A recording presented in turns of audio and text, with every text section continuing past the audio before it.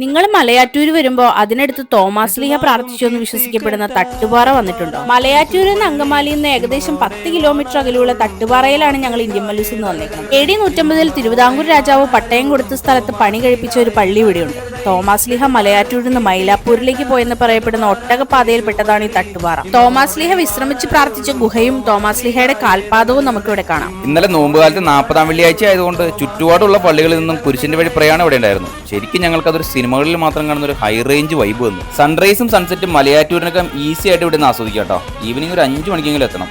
ഇവിടുത്തെ കാഴ്ചകളും പീസ്ഫുൾ ആംബിയൻസുമാണ് ആളുകൾ ഇങ്ങോട്ടേക്ക് ആകർഷിക്കുന്നത്. മഴക്കാലമായ പിന്നെ വേറെ മൂടായിരിക്കും. മലയാറ്റൂര് പോലെയല്ല കേട്ടോ. മലമുകളിൽ വരെ വണ്ടിക്ക് പോകാവുന്നതുകൊണ്ട് മല കയറാൻ മടി എന്ന് പറയുന്ന നിങ്ങളുടെ ഫ്രണ്ട്സിനെ കൂട്ടി ധൈര്യമായി നിങ്ങൾക്ക് ഇവിടെ വരാം. സഞ്ചാരികളായും തീർത്ഥാടകരായും നമ്മളെല്ലാം കൂട്ടുകാരോടൊപ്പം വീട്ടുകാരോടൊപ്പം ഇവിടേക്ക് കൂടുതലായിട്ട് വരുമ്പോൾ ഇവിടവും ടൂറിസം മാപ്പിൽ ശ്രദ്ധ നേടും.